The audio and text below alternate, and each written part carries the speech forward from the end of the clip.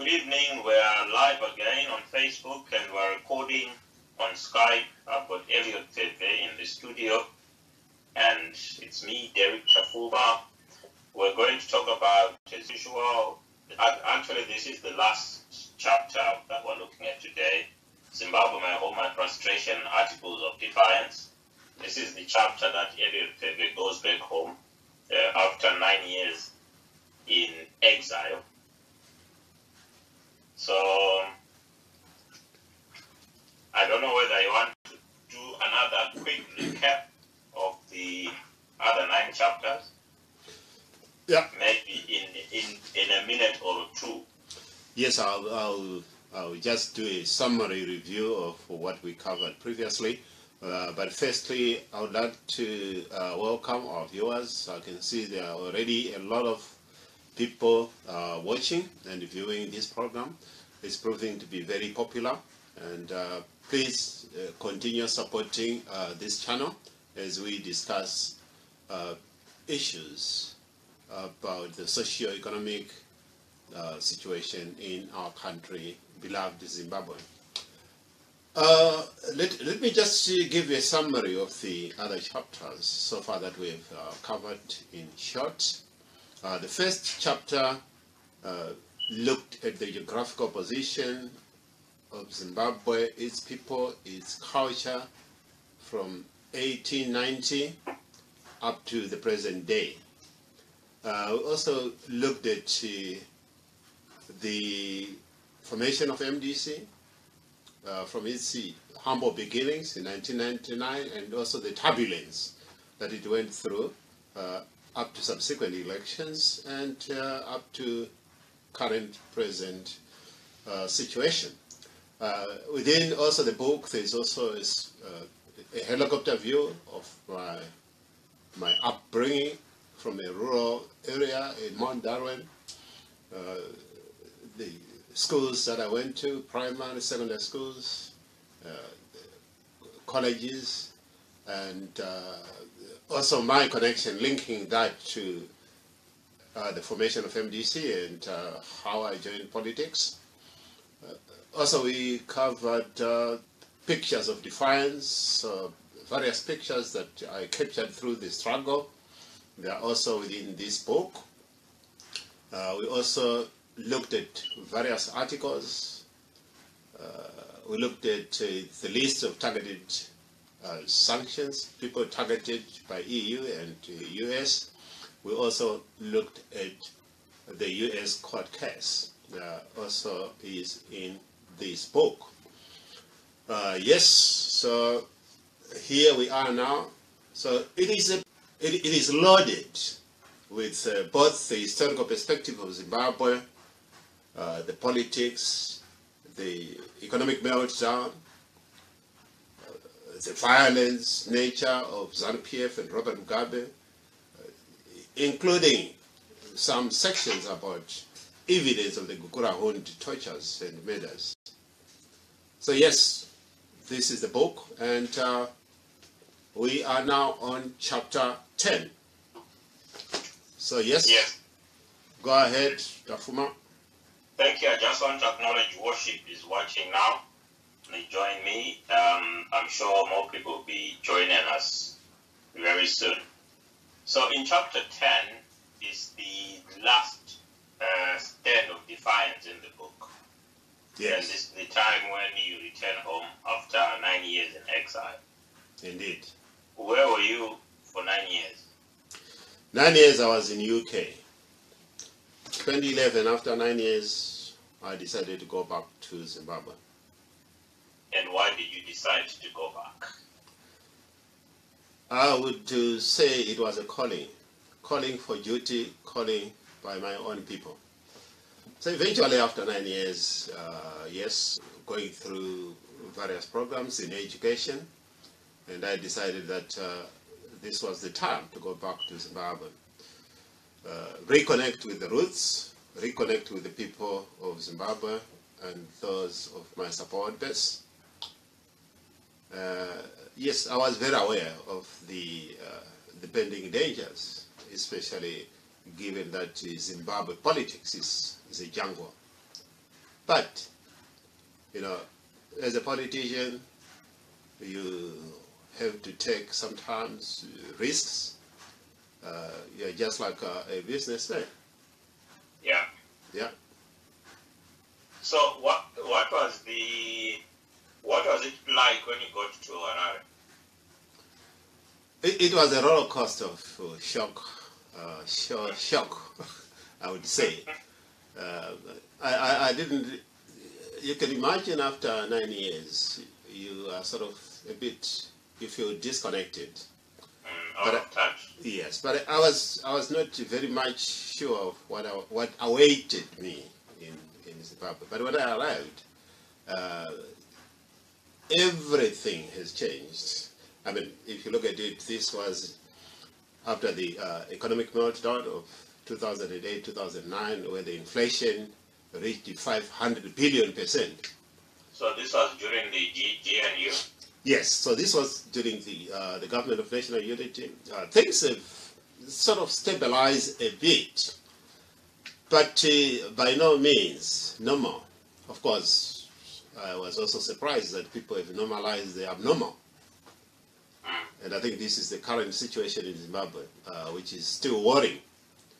Because those people who survived the turbulence of the 2008-2009,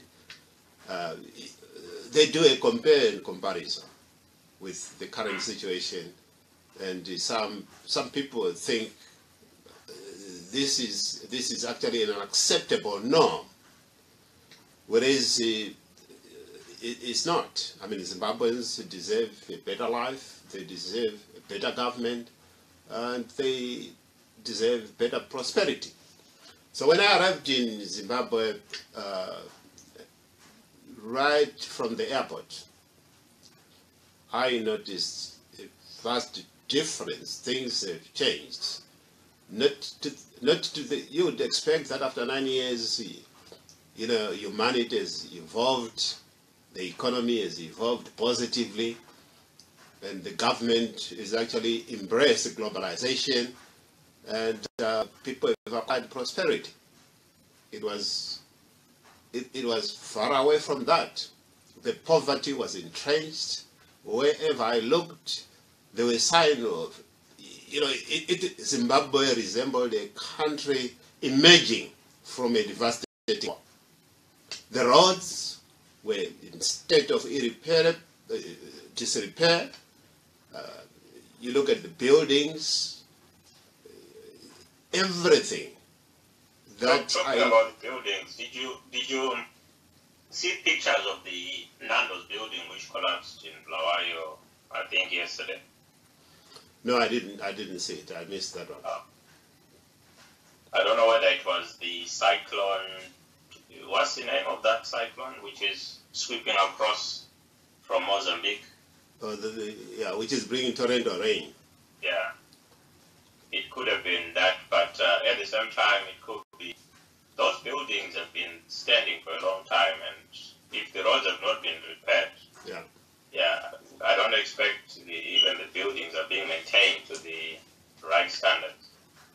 So it could be a case that, you know, the building is now beginning to succumb. Indeed, yeah. To old age. So yes, I mean, when I arrived in Zimbabwe, my first port of call was to the Harvest House at the MDC headquarters. I needed to catch up with both politics and also to see fellow members of the party. Had a tour of various offices of the party, and I think you might have also noticed that in chapter 10, I also alluded to the fact that I was given a surprise certificate of achievement. Yes, there's a picture of it in the book. Indeed, yeah. So actually, they kept it secret. Little did I know that I was awarded a certificate of founding and pioneering leadership within an MDC. Okay. So it came as a surprise. Actually, I was not even given the same day. The next day, that's when the organizing department approached me to say, "There's the award." Yeah, and they said, "Are you aware that you were awarded a certificate whilst you were out of the country?" And I said, "What certificate is that?" I said, "I come to the office and then we can talk." And then when I arrived at the offices, they presented me with an already signed certificate of achievement, signed by the President Morgan Tsvangirai. Yeah. Again, I was not the only person who was given the certificate of funding of MDC. There were a few, sorry, there were a few people who were given, and that was during the celebration, MDC anniversary. So Okay. yes, I feel very humbled that I was given an award by my party that I cherish dearly, but it shows also that MDC as a part of excellence recognizes the contributions of its members. Okay. You've also got a picture of a 20 billion Zimbabwe note. It's on the same page with the award. Yes. What is your first time to see this currency? Indeed, I've seen it to you, on newspapers, but this was my first time to lay hands on a 20 billion note. Actually, later on, I laid hands on a 1 trillion note. And then a bearer note printed one side because we ran out of ink to print the other side. Okay. So yes, it was. That was actually was shocking. What shocked me most was that after such a decapitating economic meltdown, after such a failure by Robert Mugabe, still Mugabe wanted to be the president of the country. To do what? I mean, he has been in power today for the past 37 years. And if he is to start campaigning as a candidate for 2018, what is he trying to, what is he going to promise the people of Zimbabwe? I think I'm going to ask you that question. Let's wrap this up now. Okay. Yeah. So, I mean, we've come to the end. This is chapter 10, the end of this book. It's available on Amazon. It's got the ISB number there. If you check on Elliot Pfebve, if you just search for Elliot Pfebve on Amazon, you should be able to come up, and you can buy a copy. Some people have already bought copies. I mean, based on these videos, we've already sent some books for people to read. Sure. So you can also get hold of the book and have a read and maybe comment. I know Mr. Pfebve is going to try and write more books. In fact, from next Sunday, we'll be looking at another of his books on sustainable development, which I think maybe will tie in with the Millennium Development Goals. Maybe we'll see. Yeah. So I think we can move on now to. I mean, there's something that's been going on in the media. We've seen videos. We've all heard of the Queen Bees and all that. There have been many jokes on social media. Yes. But I think the one that shocked a lot of people was the fact that the First Lady intimated to the fact that the president might even run for office. Yeah. Even if he dies tomorrow, he would still run for presidency from the grave. Now, obviously, it's not going to happen, but I think it just shocked people. Yeah. To how somebody can actually say that. What is your take on that comment? I know many people have been surprised, but I was not surprised at all. I mean, this is the level of Grace Mugabe's understanding. This is the level of sophistication of ZANU-PF and also Robert Mugabe. And I don't. A lot of people are just being dismissive. We have to take very seriously. The reason why I say so is that it actually underpins a serious power jockeying behind the scenes.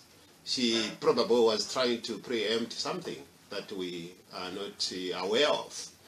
Yeah. And I think from what he was saying, I would sense that we are in for a very, very, very surprise, in the sense that there's rigging, entrenched rigging behind the scenes, and I will not be surprised that come 2018, Mugabe might decide to do it as the former Gambian president, whereby even after losing, he will use the army to refuse to go. And I can see that by the 2018, I don't see Mugabe will be in his state of mind, both physically and emotionally. He is likely to be either bedridden or to be behind the scenes, to withdraw totally from the public. And I see Grace trying to sort of strategizing herself, abusing the old man for her own selfish end, and trying to take advantage of the jockeying of power and the implosion within ZANU-PF between Mnangagwa and the G40. And I think quite a lot will happen between now and 2018, which is going to shock Zimbabweans. And we seem to, ZANU-PF has been, taking us for granted for a very long time. And I think we Zimbabweans are also our worst enemies. We have, to some extent, accepted the abnormal, and we shouldn't do that. We should actually fight this regime at all costs. I think one of the things that people talk about a lot, especially after the election has been done and the winners declared. People talk about rigging of the election or on election day, the counting and all that. But obviously there is rigging, and I want you to explain this. There is rigging even now as we speak. We suspect that rigging might already be taking place, and that's almost more than a year away from the actual election. Indeed, what sort of things have you noticed that would, and I'm thinking now of the First Lady giving computers at a school. We don't know where those computers came from. Yeah. There was also another MP promising people rice and giving them at a rally. Yes. Rice. It was even on the poster. Yeah. So what sort of things should people be looking at when they are trying to see how this rigging is taking place? I think there are two issues there. The first issue, maybe let us analyze the ZEC at the moment. Yeah. It has been publicized all over that Zimbabwe is going the biometric way of voter registration. And I think a lot of Zimbabweans embrace that as being a definitive answer. Can you quickly explain what biometric means? Yeah. Those who are not aware. Yes. Biometric voter registration or voter process is an innovative, technologically advanced form of voter registration that uses biological features. Here, I mean, using the fingerprinting, or eye scanning, or it might be even voice recognition in terms of registration. And facial recognition. yeah, or facial recognition, in terms of both the registration and also the voting. Here, I mean, voting at the polling station on the day. But however, we know that from the Zimbabwean perspective, we were told that the biometric is going to be implemented only for voter registration to eliminate the dead bodies who have been on the register, some of them since 1980, and also sort of minimizing the duplication of names, which is ZANU-PF have been using for their own. Some people have been joking that First Lady is today talking about a dead president participating in election, but we know that dead people have been voting for a very long time. Yes, we know that, and yeah. So this the new system is supposed to mitigate against those effects of voter rigging. By no means does it eliminate it, it just mitigates. In other words, it lessens the chances of rigging. Assuming that it is implemented in totality, from registration also to voting process, including to audit, or to where you are turning now the votes at the other end. There's no point in having a piecemeal implementation of biometric, whereby you say, we are going to implement it only for the registration, but not for the voting process, and not for the counting process. Okay? So rigging gets to take place with the other two. Indeed. So currently at the present moment, I think we can see that I smell a red that ZEC has already started rigging on behalf of ZANU-PF. By the way, almost 85 or 90% of directors within ZEC are either war veterans or CIOs. And I've got evidence to that, because I've been in the system 2013 during the elections, and we managed to actually prove that. But then the worrying thing is that the funding was going to come from UNDP. Yeah. And so was the process of the tender process of selecting the final bidder, the winning bidder. And just this week, ZEC has pronounced that the government has taken that responsibility of managing the tender process from UNDP. Not only that, but that the government is now funding the process. Okay. And the biggest question there is, at the moment, the government is unable to pay workers because it's broke. The country does not have money. And this is why the government approached the UNDP, the United Nations, for support, to support them financially for the 2018 elections. And all of a sudden, of course, we can see, I think there were some teething problems in the sense that UNDP wanted transparent process, which ZANU-PF government and Mugabe are not willing to engage.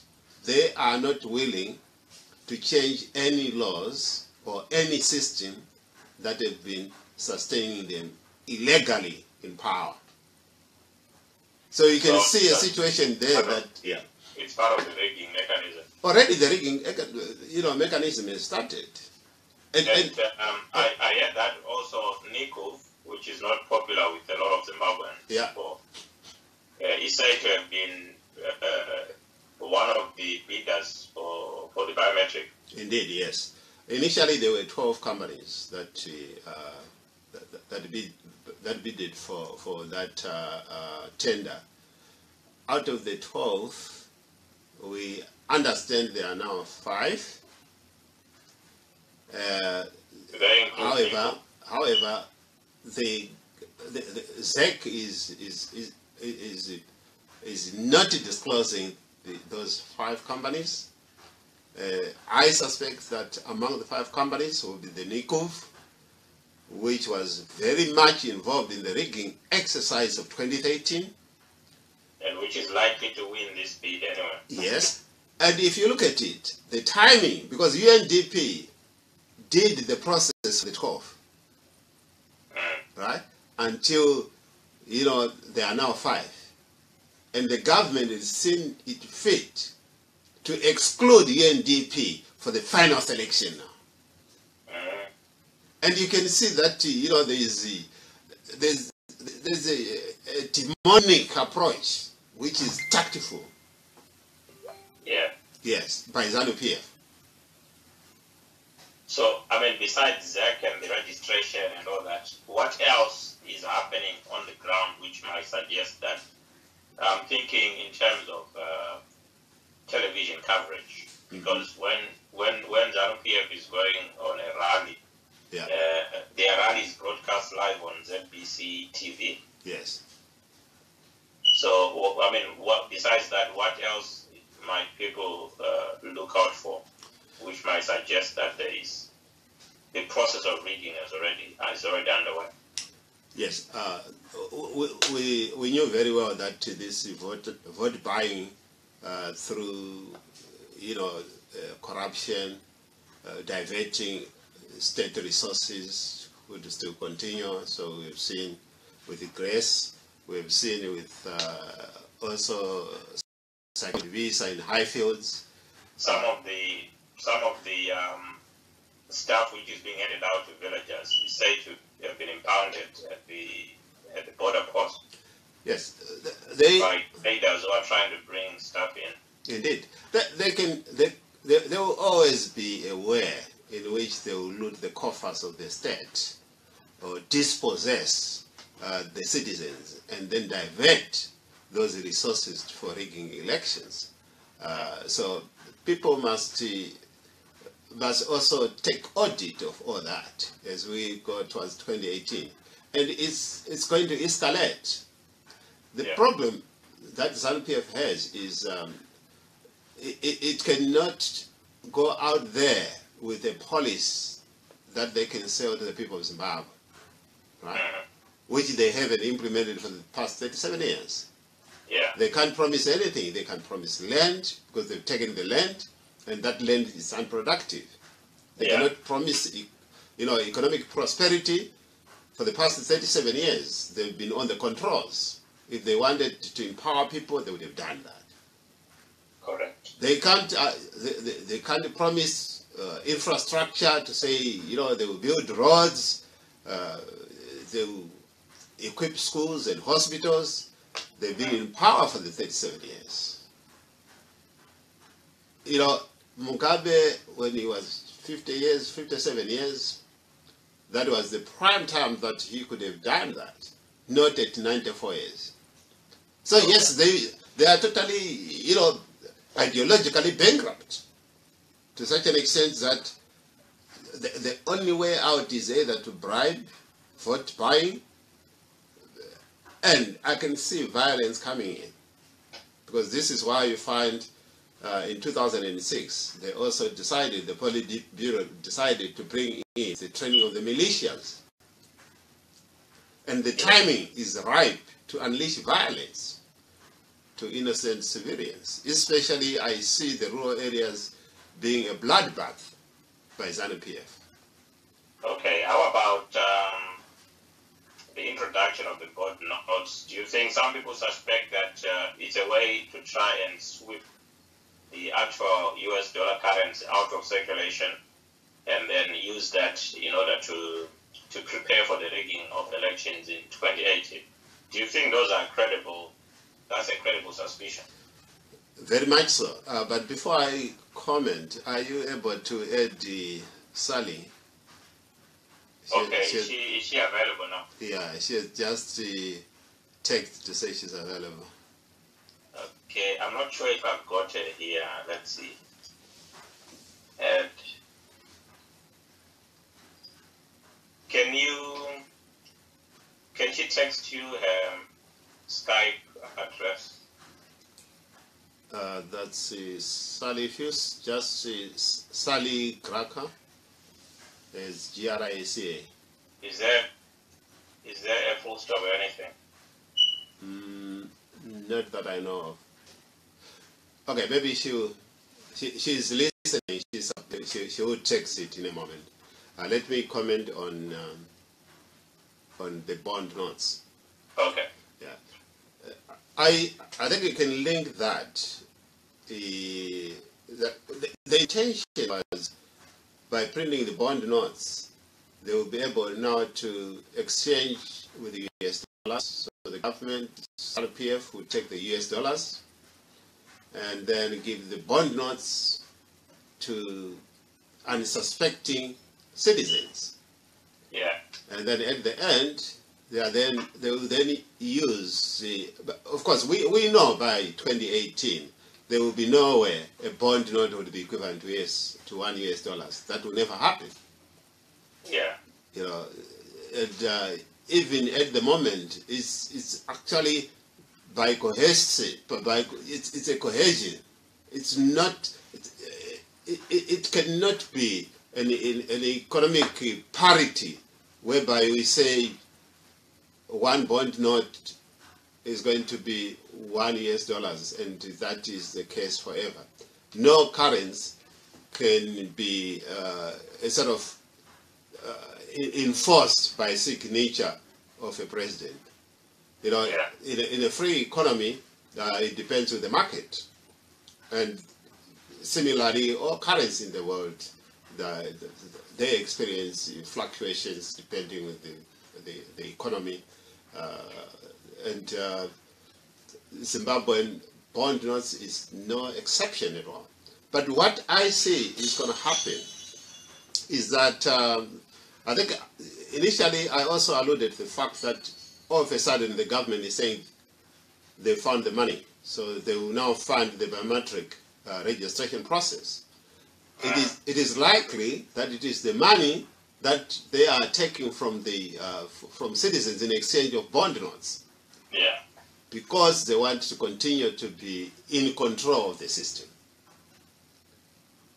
So, in other words, I mean, some people have made comments that the introduction of bond notes is like trying to legislate or trying to carry out some kind of financial engineering to the economy. I don't see that. I don't agree with that. I think that was a state of desperation by ZANU-PF government when they introduced the bond notes, and all they were trying to do is to introduce the Zimbabwean dollar by the back door. And what better way of doing it by using a presidential decree of fixing the exchange rate, which Mugabe did, which is unheard of in any free market.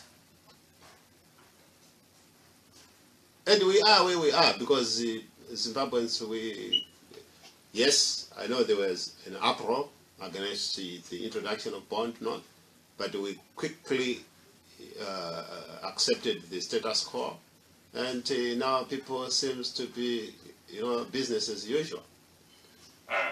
And it's only in Zimbabwe that bond note is 1:1 and US dollars.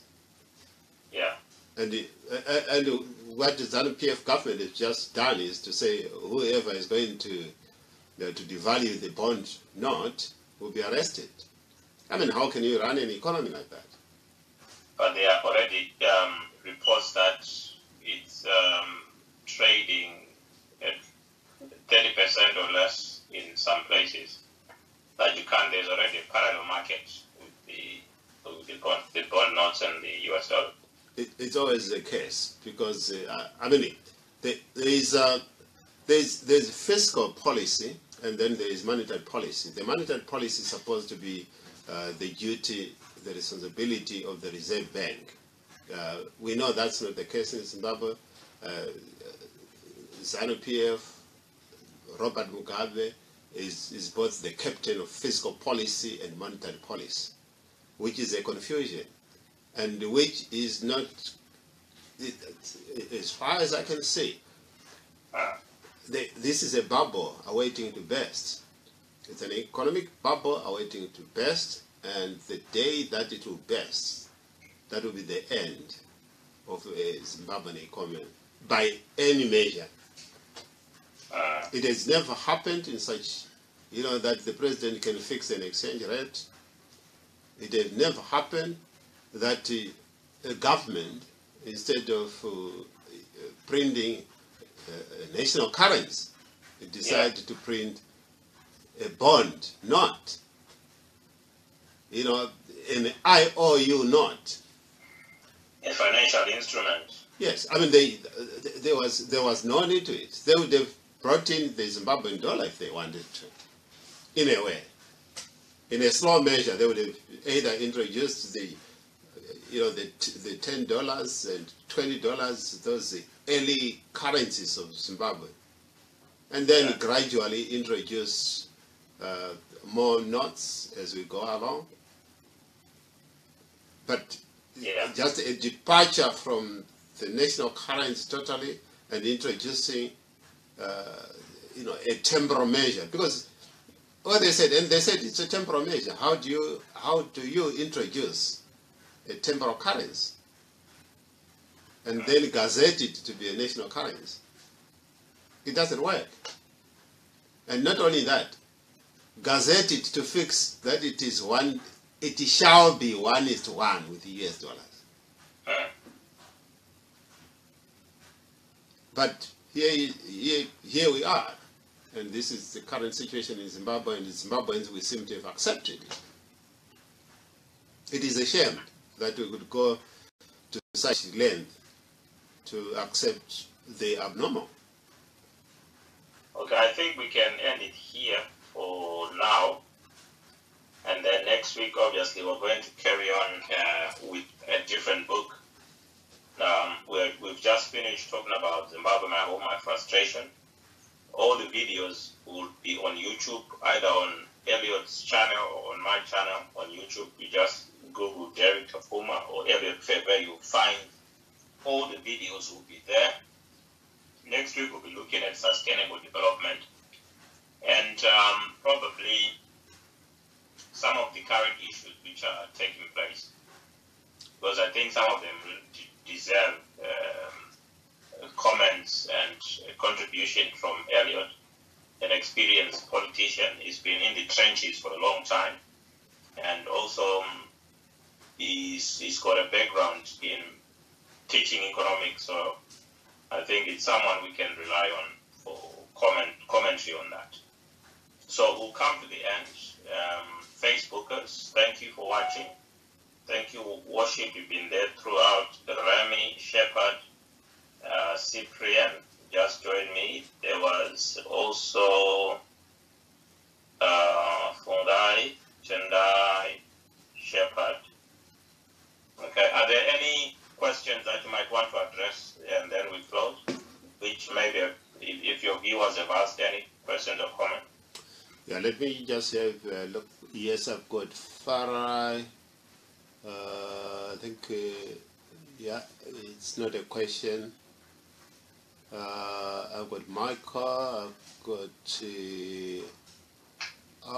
Albi. I've got Brighton.